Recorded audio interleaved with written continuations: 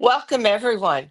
For those that are watching this live stream, the live broadcast, or for those that are going to be watching the replay, I have a special guest today. And this is a person that I met recently. We met through a mutual friend on Messenger. Actually, we've never met in person, but we've met and we have a lot in common. We have a lot in common. She's an author. She's so many things. And excuse me while I read it because she does so many things that I can't keep it all in my head. So I'm going to have to read it. Her name is April Wyett, and she is a holistic wellness counselor, a somatic performance coach, and a biodynamic breathwork and trauma release system practitioner. So I'm going to let April introduce herself and maybe explain a little bit about what she does, and then we'll get into some of the books or book that she's written. So, April. Thank you, Teresa. It's so lovely to be here. Who are watching or watching in the future, it's nice to be in the room with you. So yes, a lot of things that I love to do. And what that is just supporting people who are used to holding a lot in their lives. And so this is about having them recognize that with awareness, and from the inside out, we can really approach the nervous system. That's what it comes down to, right? When we feel safe, when we feel supported, our nervous system calms and relaxes. We're able to clearly think.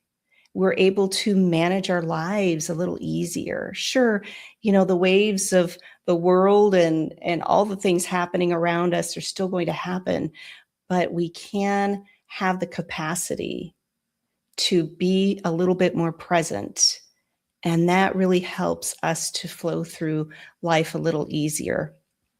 So it's about nervous system resetting, right? And that's what I do with Living with Intention. That's my business. And you had given me a brief biography, and I just want to read something that really resonated with me, what you sent me in the biography. And this is, you say, my work is rooted in a simple belief.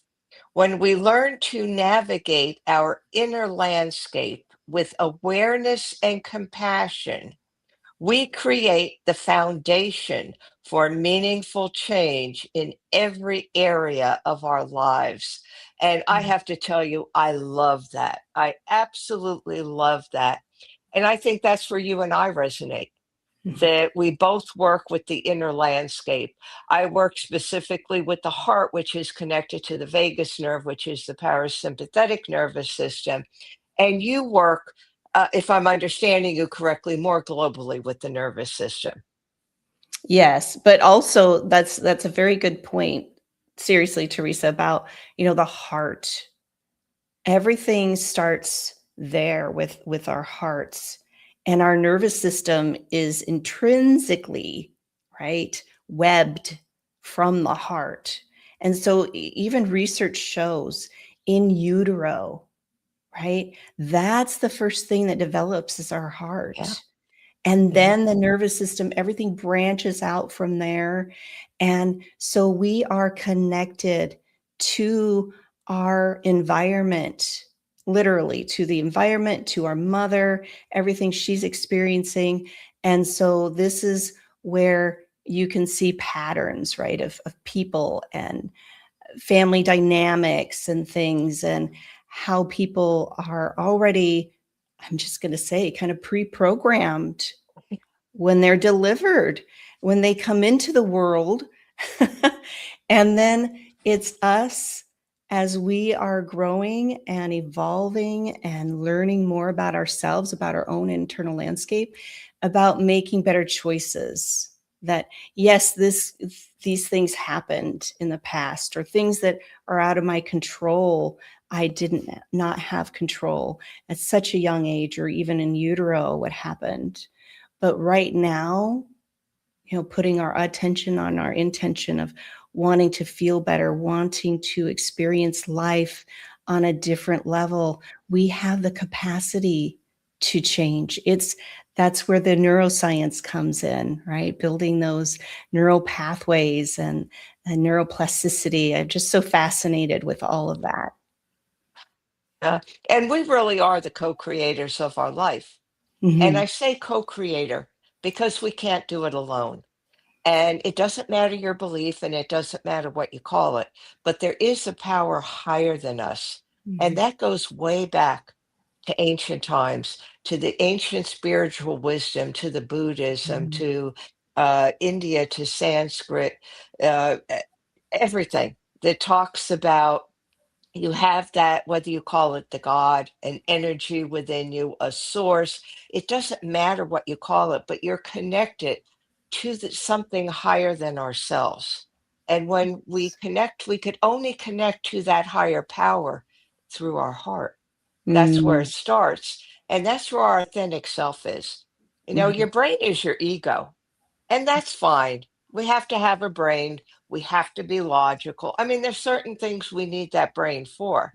But when we get stuck in that, what you call a mindset, and that's the brain, is that it's like a computer. It only spits out what you put Yes. into it. It can't change Yes. anything. So when you're totally in your head, you're acting a certain way because, like you said, that's the way you've been programmed from birth.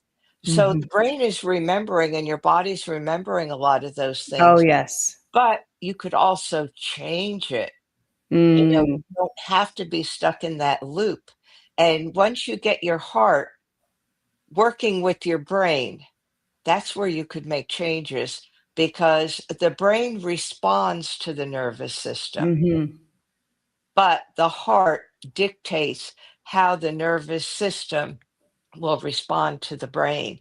And I know we're not here to talk about all those things. That's a great Well, conversation actually, for another this is kinda time. leads into why Yeah, I'm writing a book too. yeah. So So, that's what, yes. so why don't we take it from there Mhm. and lead into now what was your purpose? Why did you write the book? I always like the backstory, book Mm. or books, and choose what you want to say about it. Yeah. Well, I think how we're leading up to it is beautiful, Teresa. It really is, because I didn't realize how dysregulated I was. I grew up in a very dysfunctional family. My mother was disabled, heavily medicated back in the 70s, on medications and things. And so when I realized that I had these patterns and I wanted something more for myself, I really had to speak up. I really had to communicate in a different way with my husband. We had been married for, oh my gosh, 26 years, and I was 40, and I wanted to go back to school. And there was a uh, military.gov email that came through, right? Usually that's definitely trash, delete, right? But it had, you and your dependent can go back to school through the yellow ribbon program. And we were transitioning. He was getting out of the Navy. He was retiring. And I thought, well, this is something for me. This is something I could do. And so when I talked to him about it, I was very taken back. For 24 years, I had been following this man around all over the world. We lived on the West Coast. We lived in Japan for a total of 10 years. We moved back to the West Coast. I was doing all of these things out of duty, right? That pre programmed from my childhood of I need to do things for my mother so that way I would feel safe.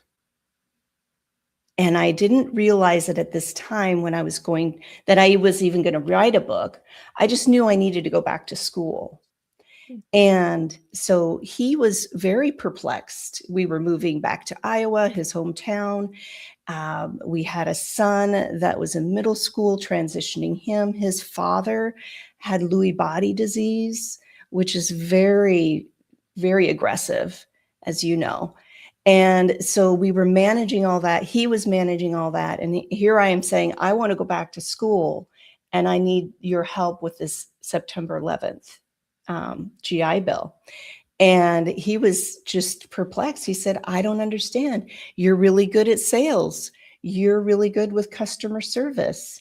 And he just kept refusing or just walking away from me.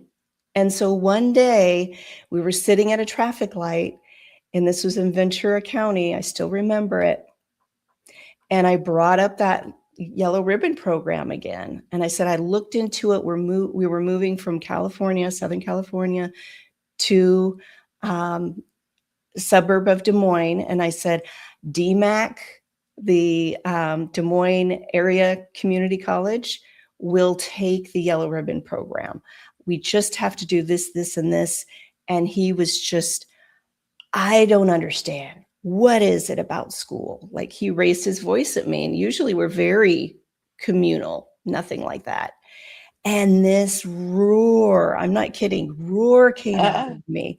And I just blurted out, I didn't even think of it, because I'm worth more than a minimum wage job.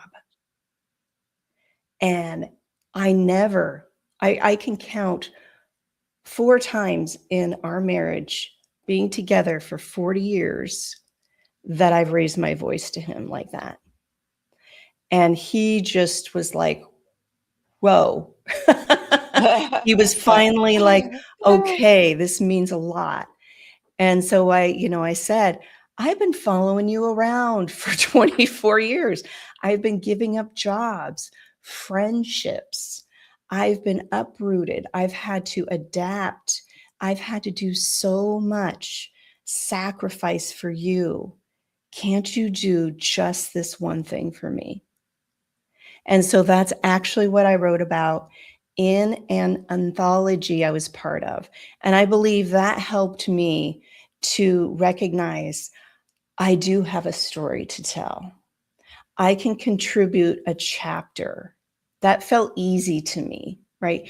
Easing into it, along with other amazing authors that were part of this anthology, Moving Beyond Boxes, the journey to self-discovery. That's the title of it. And my title of my chapter is The Lion's Roar. So I wrote about that because I feel that so many women, especially, definitely put their needs last. We are always self-sacrificing, giving to our families. And I'm not saying that's good or bad, but when it's detrimental, when we're feeling those pains, when we're feeling depressed and we just don't know why, this is our nervous system communicating to us.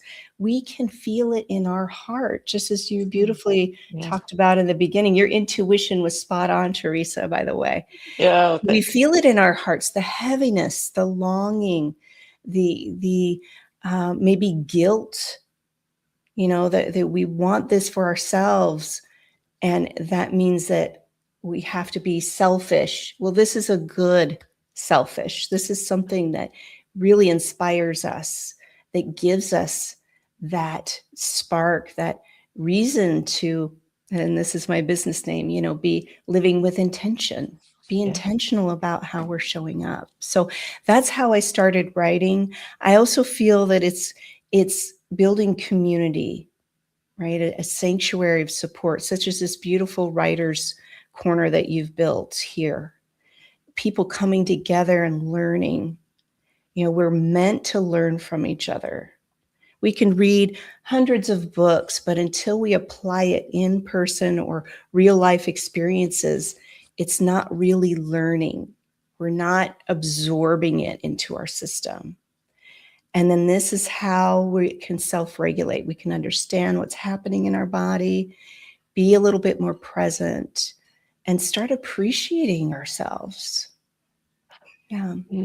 Yeah, I love what you're saying, and how our body talks to us.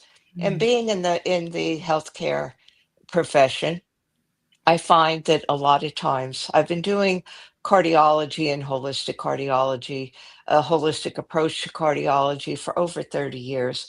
And I can't tell you the number of times and mostly with women, that they would come and they were concerned about their heart, which you should be.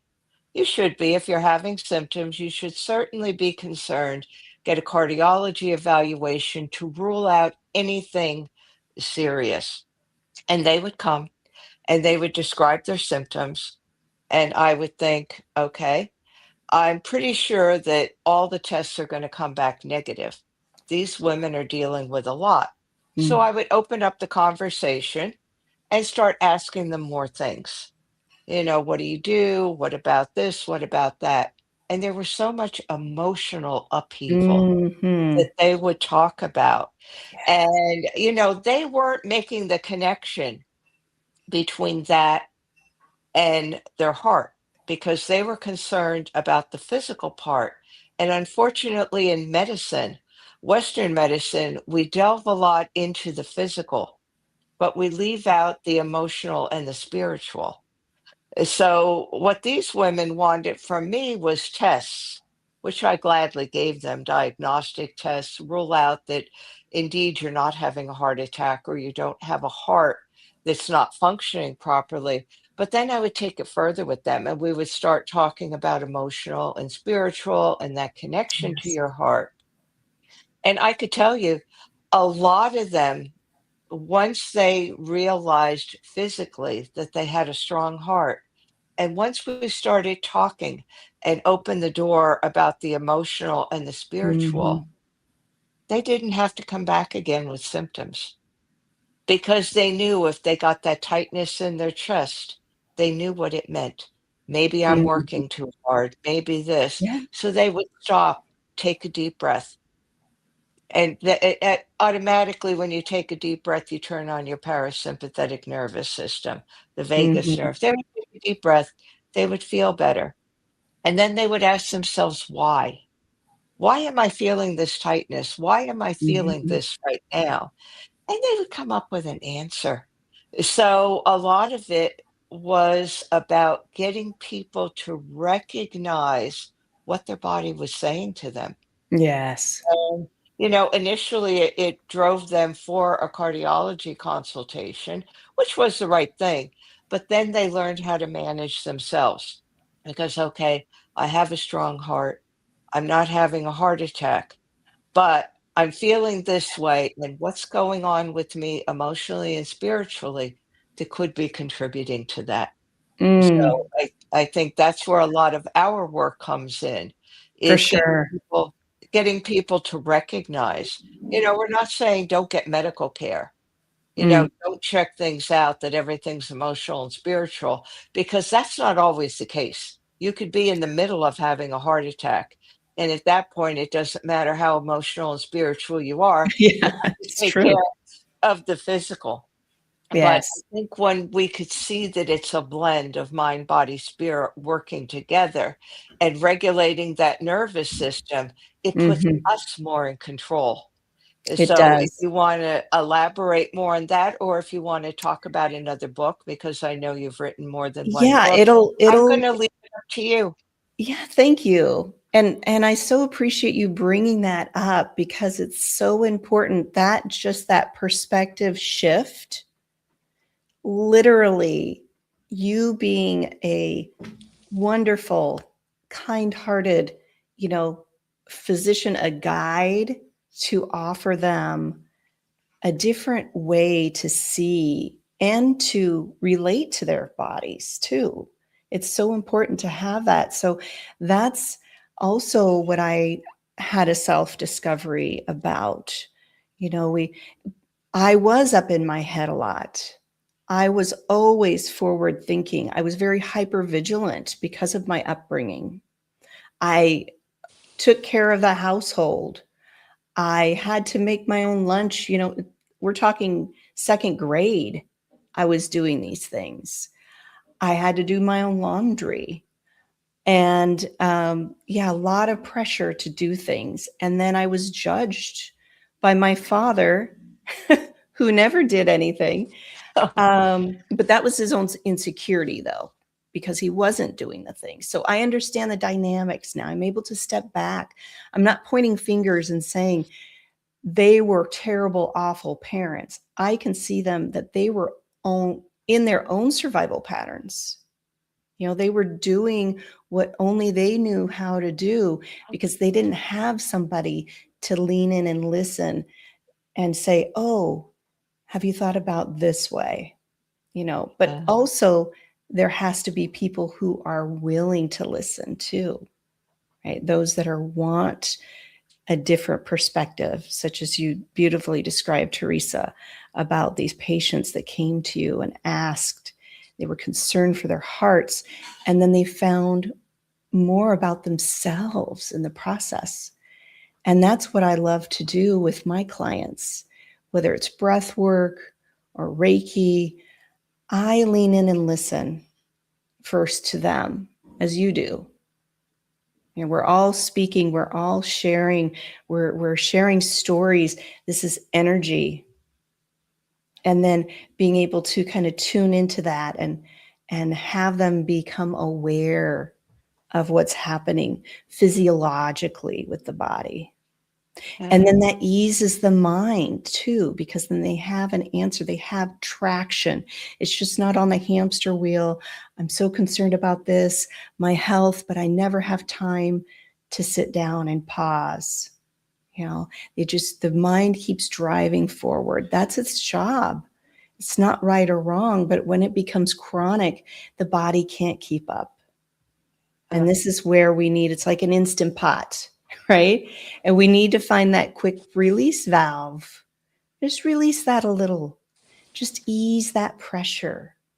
How can you breathe a little bit more? Where are your feet right now? Even those listening right now, even if you're driving, you can find your feet on the pedals. You probably don't feel them on the pedals a lot. More of the hands on the steering wheel gripping. Isn't that interesting as we're talking about that? So let's find our feet. This is what grounds us. You can actually breathe down into your feet, get into the parasympathetic nervous system, as Teresa was talking about, and be aware of how your body is right now. And this is what it is right now. That doesn't mean it's going to be that way in the future. Don't you think, Teresa, a lot of people get stuck in that, I'm feeling this tight, this tension, my heart's racing, things are not working so well. And then the mind's going to project that into the future of all the negative things. It never says, oh, yay, your body's getting ready because it's heightened about this job interview, or you're thinking about your child, or it doesn't speak that language. It speaks, oh no, this is a threat. Warning, warning, Will Rogers. Yeah, It's always definitely. on that hyper mode of threat. So when we can shift it, I say shift the script. Oh, this is how my body's responding right now. Just as you said about the heart racing. It's asking me to slow down. It's saying, take a breath. Even asking, I like to ask my clients, is this really happening right now? Or is this just something that the mind is projecting into the future? And it's not right or wrong. I want everybody to hear that. This is not a bad thing. It's just how we're hardwired. And guess what? It's going to keep happening because we have an amygdala and we have this beautiful alert system. That's what helps us maneuver traffic easy, right? Get out of the way, step off the curb, whatever that is. But when it's stuck on all the time, that's that constant humming. That's that unease. I find people, they know how to rest, so to speak, right? Try and get a good night's sleep, maybe have a spa day. That's just kind of stepping back from all the things. but is it really restoring your nervous system? Is it Yeah. building the capacity? Are you aware of when you're in that in between of feeling heightened and then feeling an easier space? And then all of a sudden it comes back up again. It's that kind of catch between. That's the sweet spot when it's like, oh, I can feel that I can self regulate. And then another thought comes up, or I have this still anxiety of when is this feels good and when's the other shoe going to drop? I was just Yeah. speaking to another client of mine. He actually said, things are going so well for me. I can't believe all these things are lining up, but still my nervous system feels like, is this true? And I said, well, you're building capacity, you're recognizing, and that's very common. When is the other shoe going to drop? This feels too good to be true. And then the mind will come in because of that 90-second rule, right? The cortisol, that's released in our system of a thought. And I forgot her name, Jill, Dr. Jill. She says it only takes 90 seconds for those chemicals to go through your system. And so if you can pause and just recognize that, focus your direction on a tree, look at a photo that brings you joy, focus on your breath. Where are my feet right now? Just take a breath, pause for 90 seconds. I guarantee you it will dissipate. I'm not saying you're going to see rainbows and unicorns. I'm saying it's dissipating. And that's building that capacity. Yeah, you're so this is so interesting how we're talking about things. How has your writing, Mm. whether it be books, blogs, anything, how And has that's your what I write writing, about, Teresa. I yeah, write about nervous system. I write about real effects of what's happening everyday life. I use what I find in myself as writing in my Substack, in my blog, and also for my book that I'm hoping to release on my mother's birthday okay. next year as a tribute to her. Because Oh, and the book started because of recognizing that lion's roar, yeah. recognizing my own journey through the internal landscape and how biodynamic breathwork and trauma release system really allowed my body to release that trauma that was infused in my fascia, as science shows now. Memories, emotion Mm. are in the connected tissue between the muscles. And I might be speaking a little bit off the cuff here, but for anyone who's curious about that, you can find it on my website later. We'll talk about that. But just to give you a segue into my book, it is the journey. And what started was a horrific car accident I was in with my mother at the age of 9. I flew out the back window. She rolled the car. She was heavily medicated on prescription drugs, as I said before. And she rolled the car. Thank God it was a Volvo back in the 70s. I flew out the back window. I don't remember that. I just remember waking up with my leg under the car, under the back passenger tire. Oh, And because she drove with both feet on the pedals because of her rheumatoid arthritis, she had both of her feet on those pedals. And the people came over to the driver's side. They didn't see me lying on the ground on the other side. oh, And they asked her to put the car in park. Well, she rolled over my leg twice. She went through oh, the gears. I was waking up and I literally still see that tire rolling over my leg. oh, And then when she went into reverse before oh, park, that's when I really screamed, "Mommy, mommy," I'm 9 years old. And this woman came around the other side and she just lost it, of course. And then my mother had a nervous breakdown in the car. So when we were in the ambulance, roles reversed. I didn't have the mother to console me, to tell me it was okay. She just was screaming, I almost killed you. I almost killed you. What did I do? What did I do? And I was 9 saying, Mommy, I'm okay. Mommy, I'm here. Mommy, can't you see me? And so that's how I start the book. Oh, And then I go wow. into understanding how the nervous system, how the roles are created, and how biodynamic breath work through an in-person training, how my body remembered flying out the back window. And it's pretty powerful.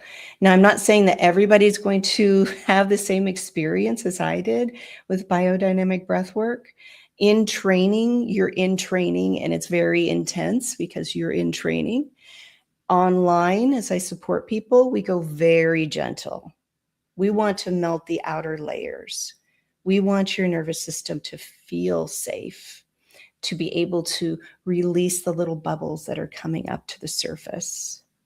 Now, have I had clients have revelations or big aha moments? Yes, because they trusted themselves, they trusted their breath, and they allowed themselves to go a little deeper with the breath work. So that's what I love to do, and I love to share about my experiences because people are walking around. They're wondering, why am I feeling so tense? Why does this memory keep flashing up? I should be over it. That's what we tell ourselves, right? In our culture, suck it up, pull up those bootstraps. You don't have time to process this, but our bodies need that. Yeah. Yeah, you do such interesting work, and it sounds like your books totally align with what you do. So that even if somebody reads your book, if I'm a big believer in that we could share everything that's in our book on a blog, on YouTube, on any platform. We could give the whole book away to people by speaking and talking about it, and they'll still work with us Mm-hmm. because they want to. It's that resonance and they want to take it further. And it sounds like you do the same thing, that you give people some tools. You give Of them, you course. talk about it online, you talk about it in your blog, in your books, and people still come and they work with you. And I think that's important because a lot of times as authors, you'll see ads or you'll see something, somebody's promoting a book, and they'll say, I have 10 secrets to whatever. Here's the first 2 secrets. To get the others, you have to buy my book. Mm. And I believe that then they take away clients because, you're telling somebody it's like dangling a carrot in front of them. Mm-hmm. Well, you could only have this if you do that. And I think it's such a poor marketing technique, Yes, that's a very and good point. Yeah, yeah, and go ahead. yeah, that people don't realize uh, that we could still sell and have sales, but we Mm-hmm. don't have to withhold information in order to do that. I think the more we're open, and it opens us up, it opens our clients up. And I think then we actually get more sales Mm. because people see us as being gratuitous, as being generous, and it attracts them to us Mm. instead of well, here's how you could heal your heart. I'm going to tell you this. Here's one breath work, but for the rest of it you have to buy my book. Well, no, nobody should have to buy your book to get information that's essential for living a better life. I don't believe that Yeah. at all, and it Yeah. sounds like you don't also. Yes, it And is. Just what you're saying, Teresa. People, we're humans, and this is what we are craving is transparency. We want to know about the other people. We want to know their vulnerable insights. and not just surface level. And so a lot of people, I'm an advanced scuba diver, so I say a lot of people are snorkeling above, right? They got their fins on, they have their mask, but they can still breathe. I'm ready to deep dive. Let's go down 100 feet. Let's explore down there. And I have a dive buddy. You can come down with me and explore this internal landscape, because that's where the golden nuggets are. We can conceptualize, we can think about it, we can, again, read all the things, but until we get in there very easy, very gently, and this is where the trust comes in. The transparency builds trust, builds safety. People want to feel safe. Oh, Teresa's great. I love her, the guests that she brings on, her own experiences she shares every single time. I'm learning something from her.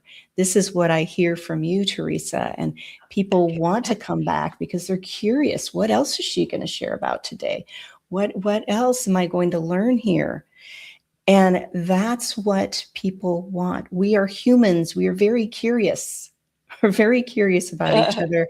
And then that leads more into curiosity about ourselves. So I always say that it's curiosity is the key. Curiosity about, oh, I wonder why I'm lashing out all of a sudden. I never used to be that way. Yes, maybe I'm premenopausal or postmenopausal, whatever that is. Maybe there's some chemical imbalances, but also that heightens our bodies. It really brings stuff up to the surface to where this is the time of life to let that stuff go. We don't Yeah. have to carry the load. Yeah, this is so fascinating. We're having such a great conversation. And normally we go 30 to 45 minutes, so we have a little bit of time left. How could people get in touch with you? If they want to Mhm. work with you, learn more about you, and find your books, how can they do that? Well, I have a Substack account, Living with Intention, April Wyett. I also, my website is livingwithintention.co, and also LinkedIn, Facebook, Instagram. I'm on most of the platforms, so you can find me there. You can also find the book, Moving Beyond Boxes. I think it's in the show description, and also a little journal, a mindfulness journal that I created. That actually I took the photo of on the front cover of these koi, Japanese koi in a pond, and I love that. So if anybody's curious about me and want to lean in and take a deeper listen, I'm here for you. And that's what living with intention is all about. Yeah. And I tell you, the reason I love the Author's Corner, and I am a guest host. I don't think I introduced myself in the beginning, but that's okay. And I've been guest hosting probably for about 6 months, I would say. And what I like most about it is it's not just about the books. Mm. It's not about people coming on. Sure, it's important to have your book out there, to sell your book, to sell products, whatever you have. That is important because a lot of people make a living off of that. But I think it's also just as important to have these conversations with people. Mhm. Why they wrote the book, how does that tie in, and how do they work with people? To get to know the person. And that's what I love about the Author's Corner is I get to know more personally. Like you said, a deeper dive, not just the surface. I get to know who people are, what drives them, how they do things. And then I totally understand why they are successful, just Mhm. like with you. I would work with you in a minute because you're very genuine and you're very real. Mm. And that's what I really like. So I want to thank you so much for joining me today. Is Mm. there anything, any last words that you want to leave our listeners with? Yes. I just invite you to place your attention on your intention. So we have wonderful intentions to do things, to write the books, since this is the author's corner, right? We want to write a book, we want to share knowledge or share our story, and we need to redirect our attention. Where is my attention right now for that? Because life will get in the way. Our minds are very creative to distract us away from things that we really want to do. And there might be some fear, some imposter syndrome, some, is anybody even going to read this type of in the background happening? Although I invite you to be curious and lean in and listen to why are these thoughts coming up? These are just patterns. And this also brought it back to me really quick. I was dyslexic as a child. I never thought I would write a book, ever. I detested reading. It was so confusing to me. And I felt like I wasn't enough because I couldn't keep up with the reading. That was also something I've learned in my studies about nervous system, about development and trauma. That is a sign of trauma, is dyslexia, because the brain in utero wasn't formed correctly. Something was happening there. So when I realized that, when I sat with that, and I heard my father's voice in a meditation saying, you have to study harder. You're never going to amount to the other students. This is just something that you're going to have to live with. I was just, that's a bunch of BS belief system, right? That is your insecurity that you placed upon me because your child, as a teacher, he was a teacher, was feeling shame about. And again, this is all about learning, right? That internal landscape, just navigating it, leaning in and listening, asking questions and being curious without being able to be, re-traumatized or go down into that vortex, because there's a fine line there, right? So I know that was a lot at the end. Oh, that's fine. But That's fine. Yeah, I was dyslexic. And sure, when I'm tired, now I recognize it. I'm tired. I have to reread what I just read. I have to take a breath, slow down my reading. And my brain just processes things differently. And I'm glad it does, because then I was able to take in the nature, the external world, and appreciate that and feel the energy of that. So that's just a little bit about me to end the Oh, show that's on. great. That's great. I just love the fact how much you shared about yourself. And we had such an inspirational and dynamic conversation. And I think it's opened up a venue for people to see that, when you write a book, it's not just about writing a book. It's not something that you just want to do. Yeah. Uh, when you sell books, it's not just about having this marketing plan and saying, oh, I'm going to try to reach so many people with this, with that, with bestseller status, with whatever it is. That it's more about connection.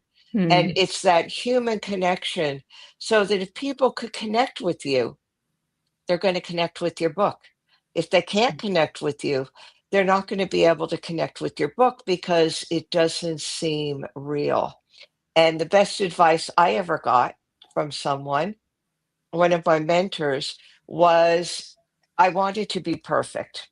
And I told Mm. my mentor, I said, it took me 5 hours to try to do one segment. I'm trying to build my YouTube channel. And I said, just wasn't right, this and that. And the person said to me, quit trying to be perfect. People like messy because Exactly. messy reminds us that we're human.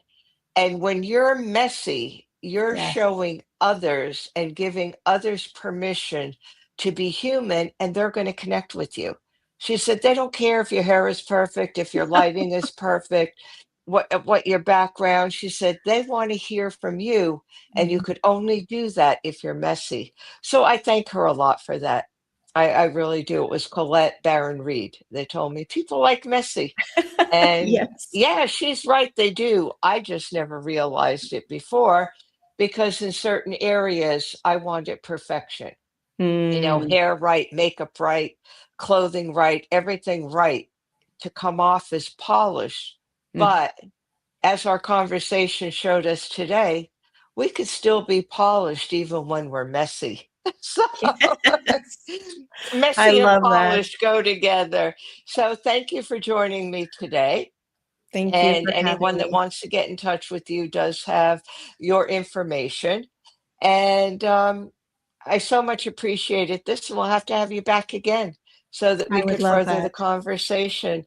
So thank you so much for joining me. Thank you everyone for Thank listening you. to this. I know we went a little bit over, but that's fine. We had a most engaging conversation, and we've truly, truly needed this time. As always, I appreciate all our subscribers, everyone who watches us. So thank you, everyone. And with that, the music will take us out.